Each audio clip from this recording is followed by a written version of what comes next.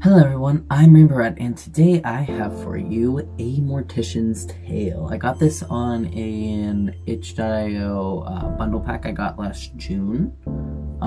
It says it takes about an hour to play, so I'm going to try to fit it into one long video rather than chopping it up into two short ones. So let's just get right into it. Start new game. September 14th, 10:15 a.m. Ooh, got an email.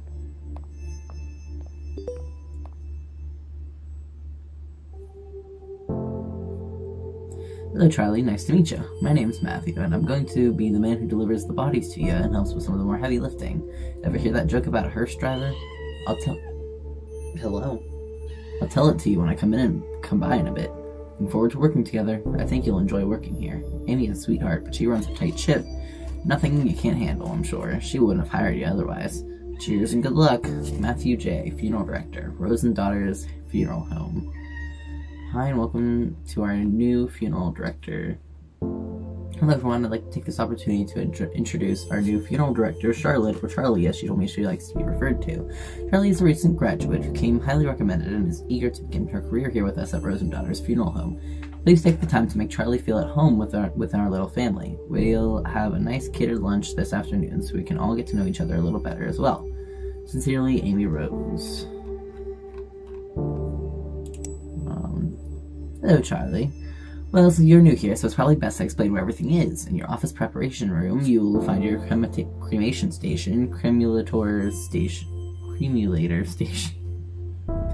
embalming station, and obviously, since you're reading this email, your desk and computer area. I know you have questions about working these stations, but please let me know if you have... I know you have experience working with these stations, but please let me know if you have any questions. Best, Amy Rose.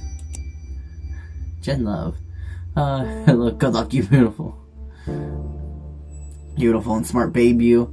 I guess my subject line's to you should start being more professional now that we are business professionals. I can't wait to get your reply so I can see your fancy new email signature. I love that you were able to land this gig straight after graduating. It sounds super cool. I don't even know I didn't even know mom and pop funeral homes were a thing until now, I guess.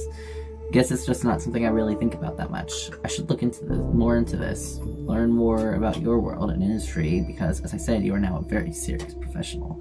Speaking of being a professional, my museum gig is amazing. I can't believe somebody paid me to move to London, and not London, Ontario, serial killer capital of Canada, to work in a museum. Like, take that, everyone who said I couldn't get a job with an art history degree. I'll tell you more about it when we Skype. My stories require you to see my face and that you hear my excellent British accent impersonation.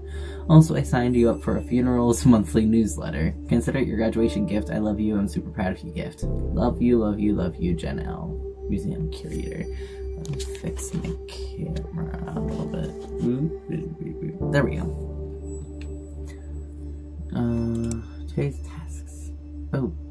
Hello, Charlie. Hope you settled in okay so far. Matthew should have dropped off your first body for you to work on. He said you were really friendly, and he's glad to have someone young and lively to work with. You'll get used to his sense of humor.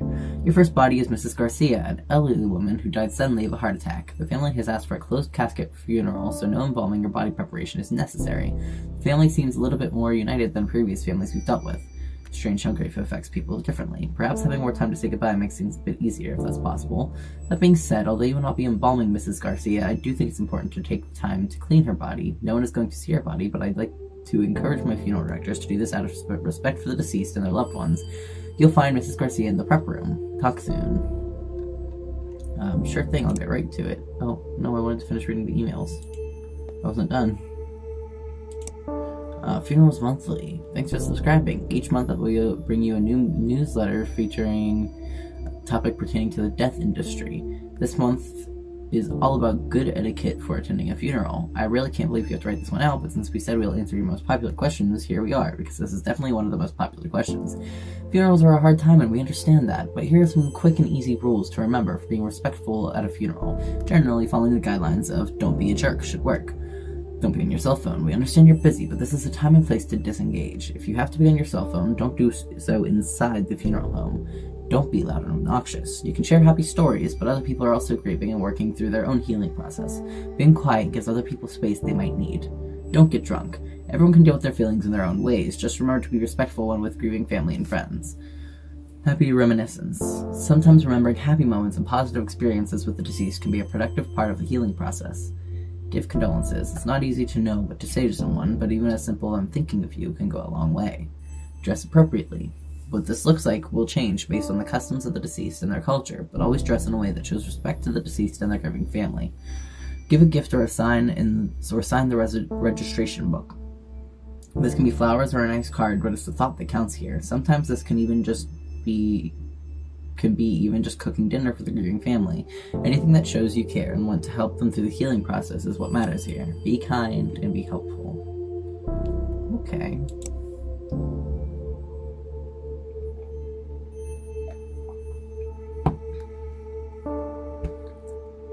Rose and Daughters Funeral Home was founded by my grandparents back in 1956. The Rose family has proudly served the area since then, providing personal, affordable funeral services for all. I am proud to have carried on my family's business for the last 36 years, working with the best and brightest funeral directors and grief counselors in the area. Please don't hesitate to reach out if you've recently experienced a loss and would like us to help you through this hard time. Just typo, but it's fine. Here at Rose and Daughters Funeral Home, we're committed to providing loved ones with the best and most affordable funeral services in the area. We offer a diverse range of personalized funeral service options to fit every need. Prices. Burial with open casket ceremony and reception, $5,985. Burial with closed casket ceremony and reception, $4,275. Cremation with ceremony and reception, $1,700. Direct burial with no ceremony or reception, $1,905. Direct cremation with no ceremony or reception, $600. We also offer custom packages to suit every budget and need. Please do not hesitate to contact us with any questions at Amy at roseanddaughters.com. Okay. Sleeve. Oh, here she is. It's our girly girl. This is the prep room where you will prepare bodies for burials and viewings. Because the family has requested a closed casket ceremony with no embalming, you're just going to clean the body. Click on the sponge and drag it over the body to clean it. Okay, click and drag. That's it, you're done. Mrs. Garcia will be sent to Mike, who will take care of dressing and putting her in the casket. It's time to go to Mrs. Garcia's funeral. You are responsible for taking care of the deceased's body, but it is also important to pay your respects to their loved ones. Follow the arrow to head to the funeral parlor.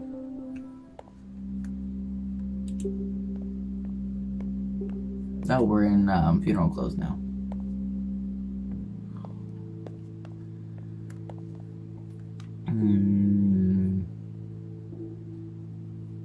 People. Child. Go over to him first, I guess, because he's the one standing alone. Everyone else is kind of grouped together. We don't usually small talk a lot of these things. At least that's what I was always taught. Pay respects. Okay. She would have hated these paintings. She was so particular. Yeah, at least she doesn't have to see them, I guess. That's... yeah, I guess. I hate wearing pantyhose. My legs are so itchy, but it's always so cold in these funeral homes. I think I might actually miss those sweaters she used to knit for me now. How are you doing, kiddo? Mommy, I'm hungry. When can we go? Never mind, asshole. Yeah, I heard the family specifically said no embalming. I thought it was mandatory, like required by law, but I guess not. Embalming weirds me out. Do those chemicals leach into the ground? Seems strange to be using a chemical that is known to cause cancer and putting it into the ground like that. Or into the sewer. That's what they must do with the leftover formaldehyde, right? Just pour it down the drain. At least embalming guarantees you won't be buried alive. Stop it. Don't make me laugh right now. Okay, well, I've checked in on everyone. I paid my respects. October 11th, 10:09 a.m. Lucky I'm cleaning. It's like a month later, so I guess it went well. I get it, I have an email. Let me start at the bottom. Funerals monthly. What to wear when you're attending a funeral from a different culture. We all know everyone wants to be respectful at funerals. Don't talk too loudly, be kind, smile, and refrain from making inappropriate jokes. At least around the grieving family. Hey, sometimes some people who do need a little bit of a pick-me-up during such hard times. Who are we to judge? And a big part of that is knowing what to wear. Roman Catholic funerals tend to lean more to the formal black attire role, and it works for us. Did you know that this goes back to the days of the Roman Empire, where people would wear black as a symbol for mourning? Black isn't universally the symbol for mourning, though. And if you're attending a funeral that is from a culture that is not your own, it's important to understand this. Some colors have different meanings, and despite your best intentions, the wrong choice could mean accidental offense. For example, in Hinduism and Chinese cultures, white is the typical color for funerals. For Islam, though, it is less about the color you're wearing and more about how modestly you are dressed. Refrain from wearing any elaborate jewelry and be respectful of your behavior. For Sikh funerals, color of the clothing isn't as important as is dressing modestly and being able to appropriately sit cross-legged. Actually, being respectful is just the number one rule for any funeral, no matter what, really.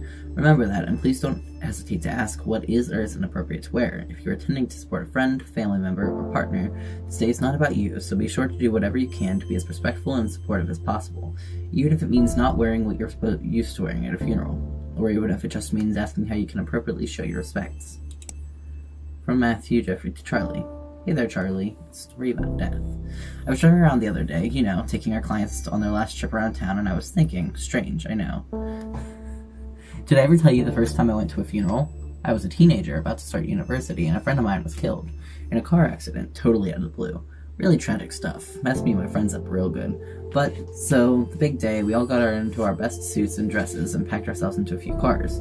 There were a lot of us, so we had at least 3 different cars full of us, like clown cars, Well, we're in the procession going to the cemetery. Somebody in our car got a phone call from a friend in a different car. It turns out some asshat driver who doesn't know how to not get in the way of a procession drove through the intersection and smashed straight into our friend's car. Nobody was hurt, thank God, but can you imagine getting that call? Anyway, one of my friends in the same car as me, the one who got the phone call, hung up and started laughing. Just laughing her ass off in that way that makes you not sure if they're really just crying or if they've gone fully off the deep end. And she laughed, and then we all started giggling because, go figure. Life is messed up sometimes, There's no moral, no point to that story, I guess. I just remembered the story I wanted to tell you. Because we work with death all the time, and I still sometimes get caught off guard by what that actually means. Oh, before you get any ideas, this has nothing to do with why I became a funeral director. That decision came totally later, and is nothing unremarkable. Somebody has to do it, and I have a strong stomach, so why not? I'll see you in a bit, Charlie.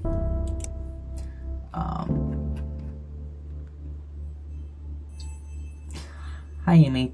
Please pass along our deepest thanks to you and your staff for the wonderful job they did with our mother's funeral. It was really lovely. Our family so rarely gets together. It was nice seeing everyone come out for such a beautiful service. My son never gets to see his family. Also, it was incredibly kind of you to let us bring our own food in.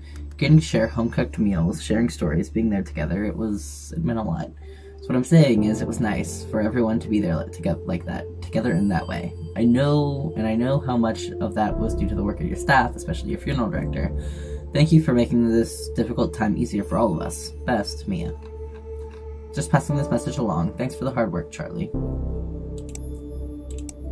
And you're Jennifer's, and then I'll go to the next thing. Okay, this is still the same page. I'm so frustrated right now. Okay, so let me explain this in a bit more detail. Oh, wait.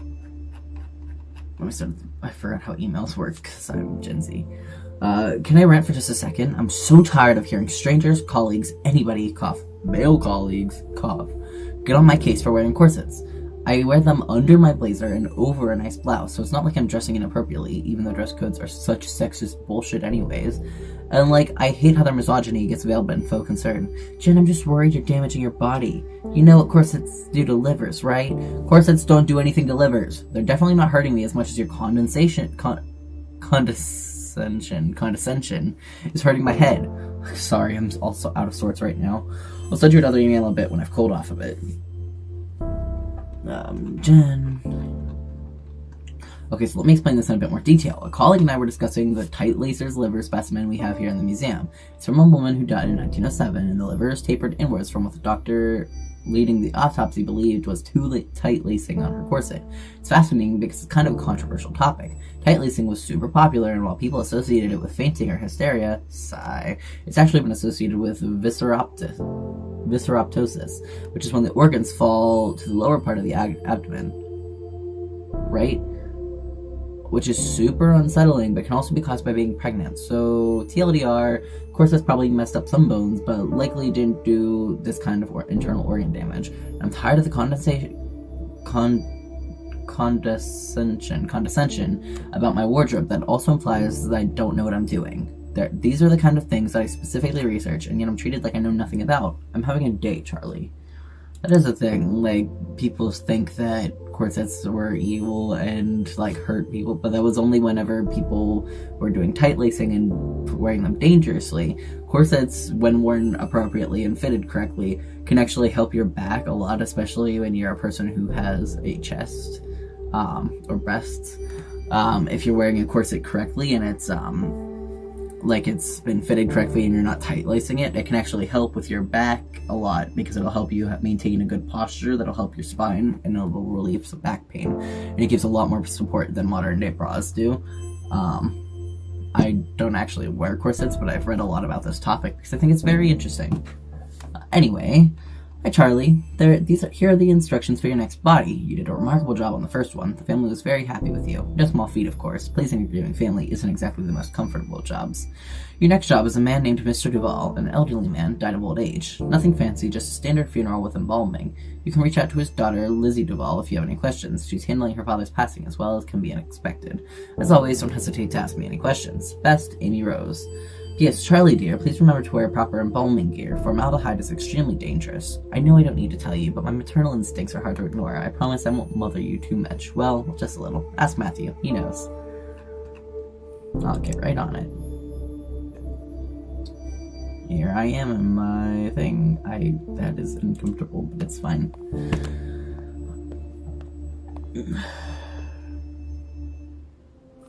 Traditional burials typically require embalming, which preserves the body and prevents it from decomposing as quickly. Unless the family requests otherwise, all traditional burials will use embalming. Let's start by cleaning the body. Clean them all up. Click on the razor and drag it over the body to shave it. That's a scalpel. That's a razor. Bring it you baby smooth, Mr. Sir. Oh, I thought I was gonna have to cut that. In order to break rigor mortis, you'll have to massage the body. Click and drag over the body to massage it.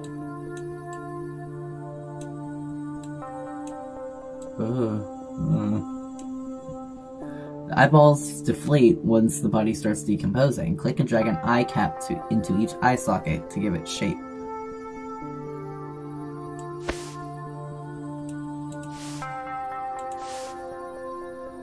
To keep the eyes shut, you'll need to glue them. Click and drag the glue onto each eye to shut it.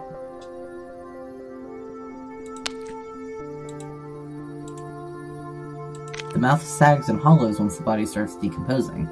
Click and drag a cotton ball into the mouth to give it shape. To keep the mouth from opening, you'll need to suture it shut. Click and drag the needle and thread over the jaw to close it.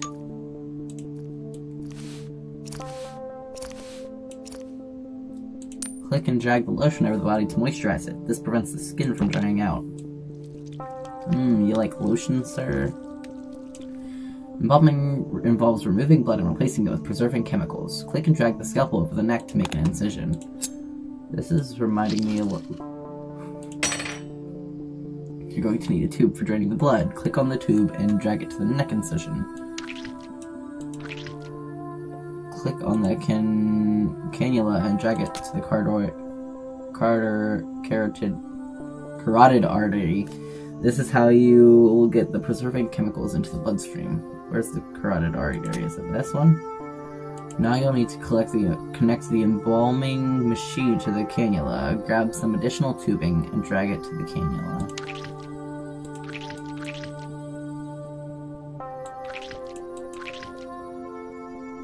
Tubing.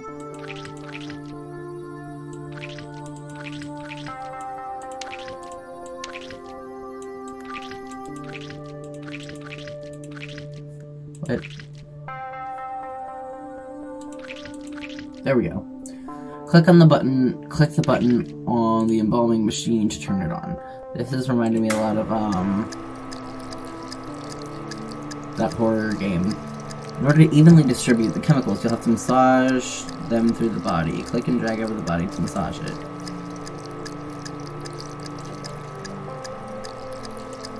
So, this is a Mortician's tail, right? And then the other one is Mortician's assistant. That's what I'm thinking of. In order, yeah, I'm still doing this.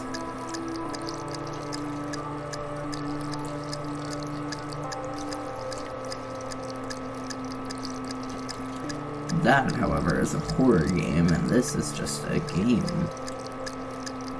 This isn't horror, it's just a tale about how this is a normal part of life. Death is a normal part of life, and we're all going to deal with it at some point at the end of our lives. Now, sew up that incision. Death is a normal part of life, and we all will experience it. Almost done. You'll need to drain the organs of any remaining fluids. Click on the trocar, and then click and hold on the abdomen until all the liquid has been drained.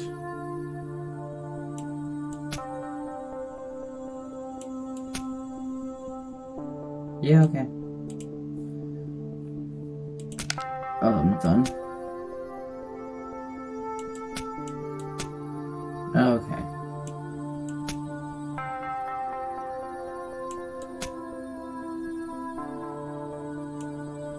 And you're done. Mike will take care of Mr. Duval's makeup as well as dressing and putting him in his casket. It's time to attend the funeral.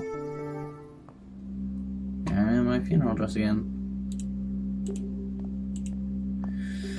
As I was saying, death is a normal part of life. Everyone will have someone who dies near them at some point in time. Everyone knows someone who has died. We all deal with death at some point in our lives. Humming to himself. And give my respects.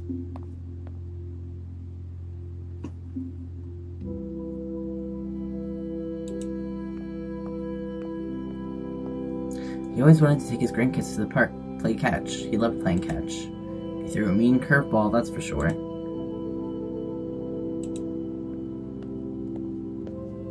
It's so strange not seeing most people wearing white. White? Yeah, I think it's different for different family members. I can't remember. I haven't gone to many traditional funerals, so mostly white, but definitely not red, no matter what. Okay. Came out of nowhere. I mean, it always sort of does, doesn't it? Yeah, one minute you're laughing, having fun, and the next, poof, that person is gone. Just, gone. Yeah, it's weird to think about it for too long. Staring at the sun, I start to feel all fuzzy when I think about it. So weird how our bodies just stop working like that. Yeah. It is quite strange. Well, I've checked on everyone. December 2nd. Ooh, 2 months have passed.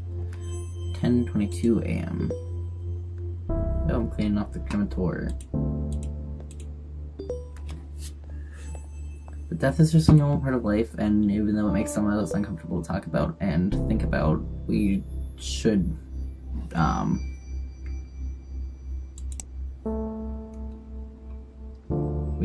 be, open to talking about it more as a society, and always help each other and be there for those who are grieving. You know, just normal respect thing.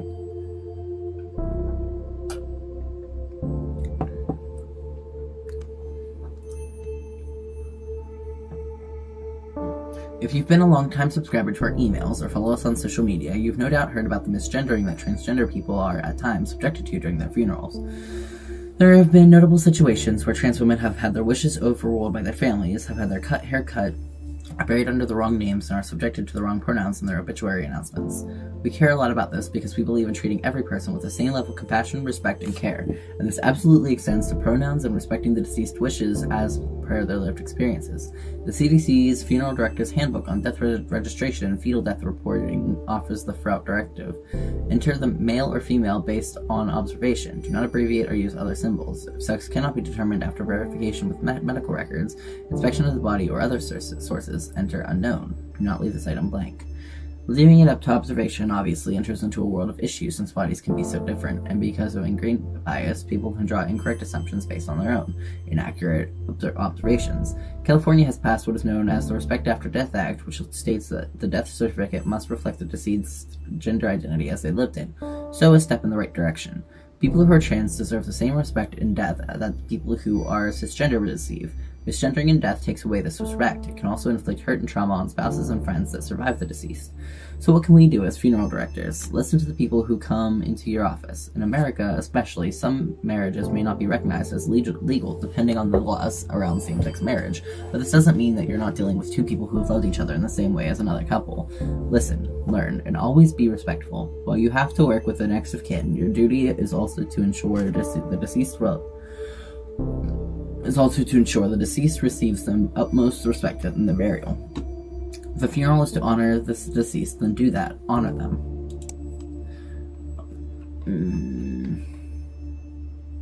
This is embarrassing, but it seems I miscalculated some of our income and I don't have enough to pay you this week. Would it be terribly inconvenient if I cut you a check for next week instead? If you need the money urgently, please let me know. I feel terrible about this whole thing, and I can cut you a check from my personal account if need be. I'm so sorry about this. I am sure it won't happen again.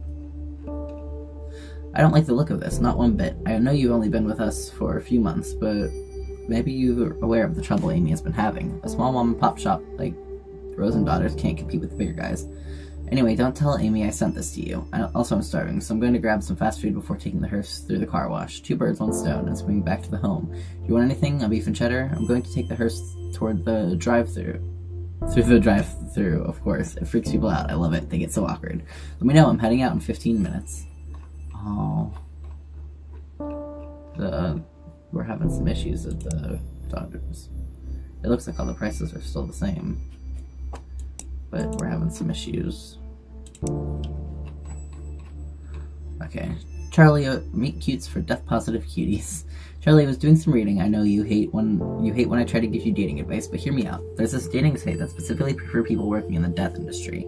Okay, so maybe I'm a little worried for you. You haven't mentioned anybody's news since the breakup of 2014 that we never speak of again after this moment. We will never speak of again. But you're always saying how tired you get of people being so scared to ask about your day, so maybe meeting somebody in the industry isn't the worst idea?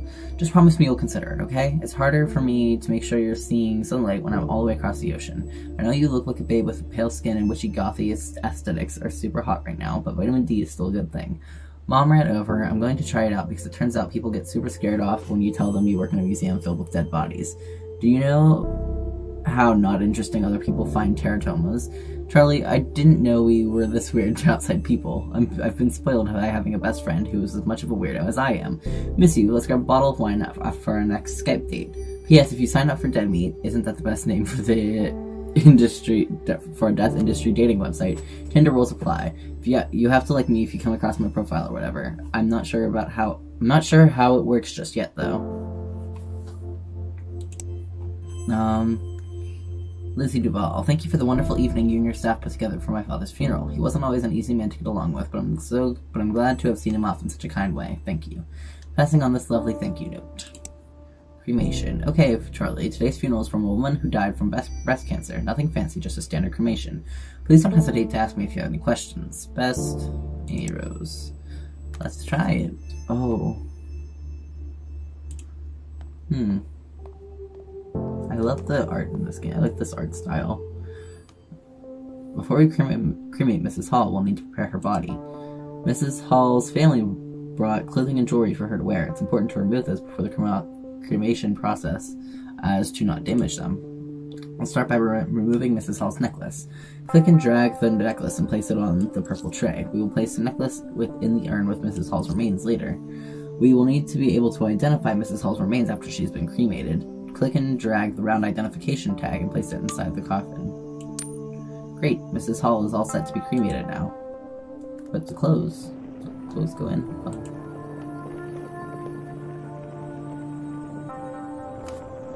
Oh. It is interesting to see how this stuff works, because I've been to a good amount of funerals, family friends, that kind of thing.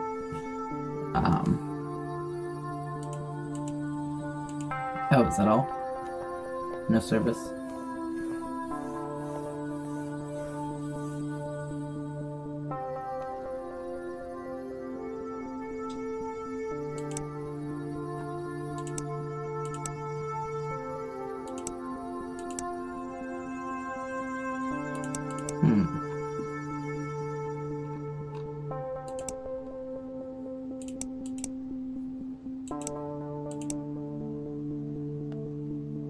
Oh, urn. There it is. I'm a little bit silly. But yeah, I've been to probably 5 or 6 funerals in my life. This is the cremulator. Contrary to popular belief, cremation doesn't turn bodies into ash so much as bone fragments. Using the cremulator will break those bone fragments down into ash-like remains. Let's start by placing the urn in the cremulator. Oh, it's a skull! Click on the urn and drag it into the cremulator under the nozzle. Click and drag the bone fragments and drop them on top of the cremulator.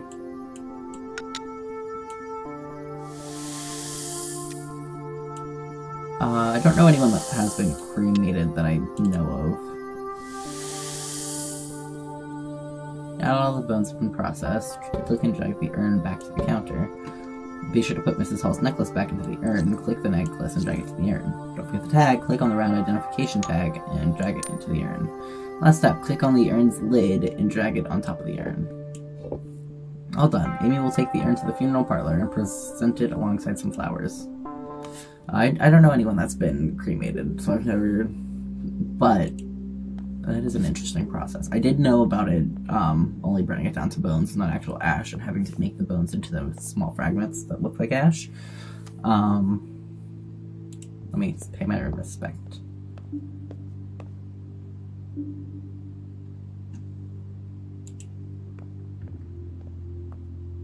She fought really hard. She was proud of herself. She never gave up, not once. I do know someone that died from breast cancer. That was one of the funerals I went to. She would have hated this music. She never wanted her funeral to be sad. She would have wanted us smiling. She said so. Glad she was cremated and not in, like, an open casket or something. Seeing her like that, I don't know if I could have. At least we all got to say goodbye. She would have liked that.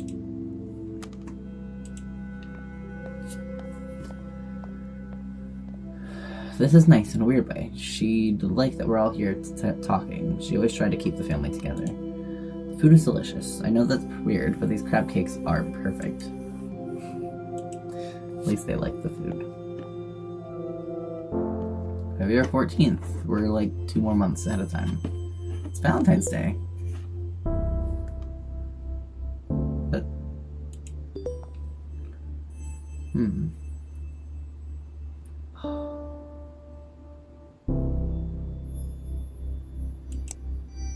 Oh no.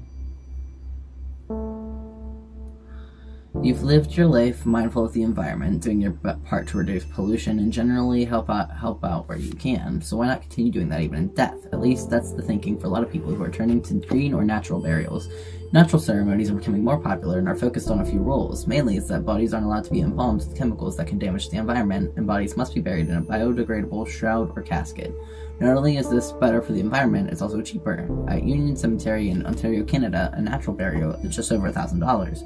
So better for the people, the environment, just maybe not so good for big business. Let's not forget, people, this is still business after all. But really, why go green? Green burials help preserve natural resources, work to reduce carbon emissions, protect the health of those preparing bodies, and restore/preserve natural habitats. Embalming fluids tend to contain formaldehyde, and funeral directors report a higher incidence of leukemia. Going green and not using toxic chemicals for embalming helps protect funeral directors, while at the same time lessening the impact we all have on the environment after we're gone. We here at Funerals Monthly think green burials are cool. What do you think? Reply and let us know. I've heard about that, like you can think yourself into a tree or something. Charlie, I've been playing the new game when things are slow at work. It's called Tales from the Crypt Sweeper. Get it? Get it? It's like Minesweeper, but way harder. Like, seriously, it's really, really difficult. And I thought my Minesweeper game was on point after working on that overnight front desk job at the hotel for 3 years, but I must have gotten rusty.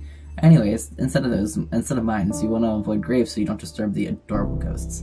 The main character also kind of looks like you. Want to start a healthy competition? High score gets to pick the restaurant we go to when one of us is in town next. Janelle.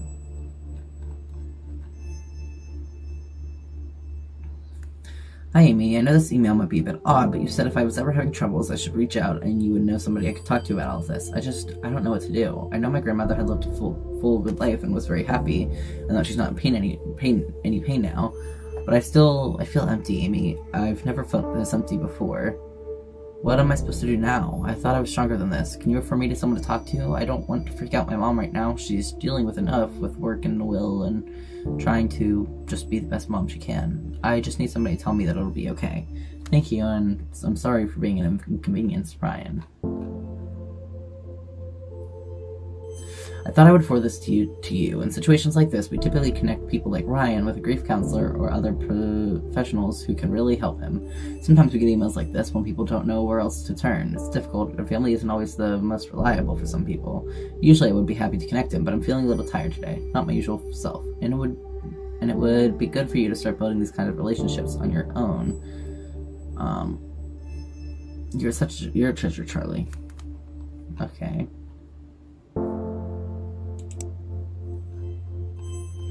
I'm so eternally grateful that you were able to accommodate our requests for my sister's funeral. It was such a beautiful service, and she would have been happy with it. That's a weird thing to say, isn't it? Thank you again from the bottom of my heart. Charlie, I thought you'd like to see this thank you note. Hi all, it is with a very heavy heart that I have to write to let you all know that Rose and Daughters will no longer be in business. I had no idea how to start this email, and resources I googled told me that that would be the best and easiest way to break the ice. But be direct but remorseful, Google said. The truth is, I don't really know what to say. Since my father passed away, I've done my best to make Rose and Daughters warm and friendly to anyone who chose to use their services. It was my memorial to him, the original Rose, in a lot of ways, and you've all become like family, including you, Charlie, our most recent addition. But it's been getting harder to make ends meet. Rent is going up in the neighborhood, and I'm finding less and less that I have the energy for this business. There's a lot of competition from other funeral homes, larger corporations than we are that can take on more business and offer more impressive services. You know the way it goes. So we've been bought, or I sold. Either way, soon, Hillside Heritage Enterprises, Inc., a company that owns many funeral homes in the city and across the country, will replace Rose and Daughters starting from the beginning of next month. Same building, same name. They're keeping the name Rose and Daughters Funeral Home for tax purposes. Though, honestly, I'm trying hard not to just see it as a move on their part to keep up the image that it's a family-run business. I don't know how I feel about that, but I also don't know if there's anything I can do at this point either, since I've signed the papers. At least my father's legacy is still intact somewhat. They have a good reputation and have agreed to keep you all on. That was one of my stipulations. I would sell as long as you all weren't without a job. Sorry I didn't tell you in a more personal way. I would have loved to have company lunch, but I didn't have the heart to tell you in person. This was easier for me. Please understand. Sincerely, Amy Rose. Aw. Hey. Tales from the Crypt Sweeper. I don't know how to play. No. What? I don't know how to play Minesweeper. Ah!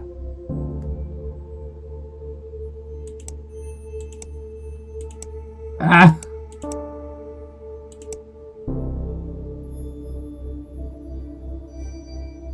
I don't know how to play this.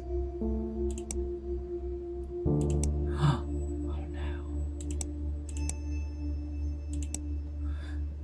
Is it like random or... Ah! Is there a way to tell? What does right-click flag mean?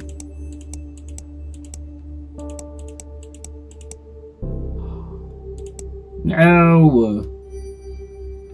Poopy. I don't know what I'm doing.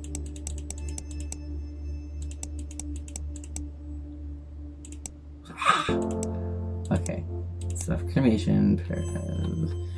You asked me if there are any special instructions we wanted to pass along. Just please cremate my father. He has a pacemaker too. The doctor told me that it would need to be removed. Thanks, Mariana.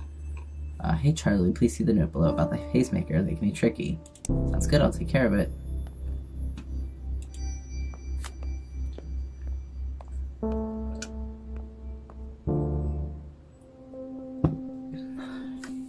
Mr. Reyes came directly from the hospital, so we don't have to worry about removing any valuables from him, as the family did not provide any for us to include.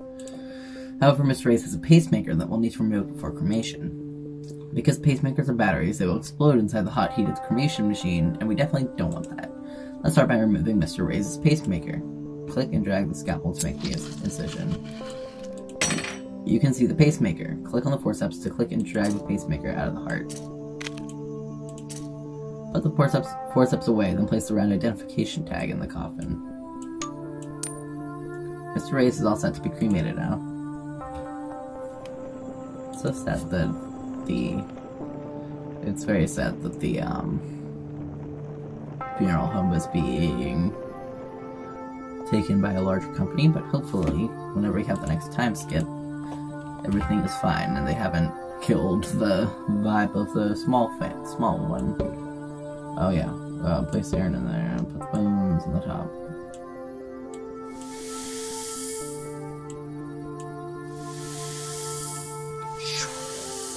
Place the urn on the counter, identification tag, and lid.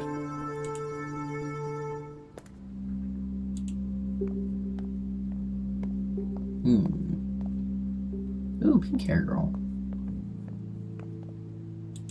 Let me pay my respects. As I always do.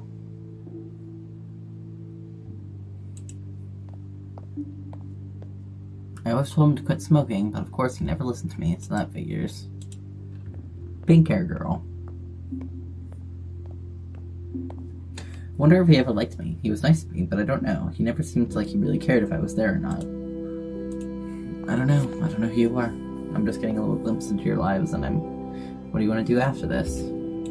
It's pretty nice out. Let's change and go find a patio somewhere. Sounds good. I could really use a beer right now. Hey, did I ever tell you about the time we tailgated? It's like, I guess every funeral director probably sees this, where they get little glimpses into the lives of the people who are grieving. Just the little bits and pieces. Did you ever end up clearing the air with your father?